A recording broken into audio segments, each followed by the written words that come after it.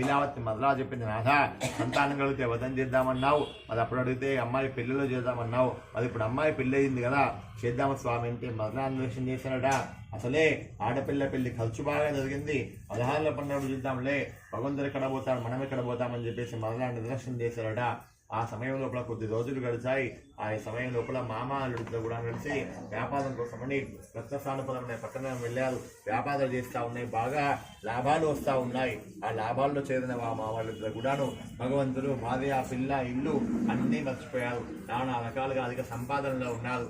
ఆ సమయం లోపల భగవంతునుకున్నాడు, అవదాయితేముడిది సంతానం కలిగితే వ్రతం చేస్తామన్నాడు, చేయలేదు. అమ్మాయి పెళ్లిలో వ్రతం చేస్తామని చేయలేదు. కాబట్టి వీడి ధనమంతా కూడా నశించిపోగాక అని ఆగ్రహం దేశ శాపం పెట్టాట. భగవంతునికి ఆగ్రహం వల్ల ఇంటి వద్ద గృహము కాలిపోయింది. ధనమిల్లా దొంగలు కాజేశారు. బాకీల వాదం ఇవ్వడం లేదు. లీలావతికి మహావ్యాధి వచ్చింది, మంచాన పడింది. కళావతి ఏమో ఆ ఇంట్లో భిక్షమెత్తుతుంది. దొరికితే తల్లికి పెడుతుంది, లేకపోతే పస్తులే ఉన్నారు.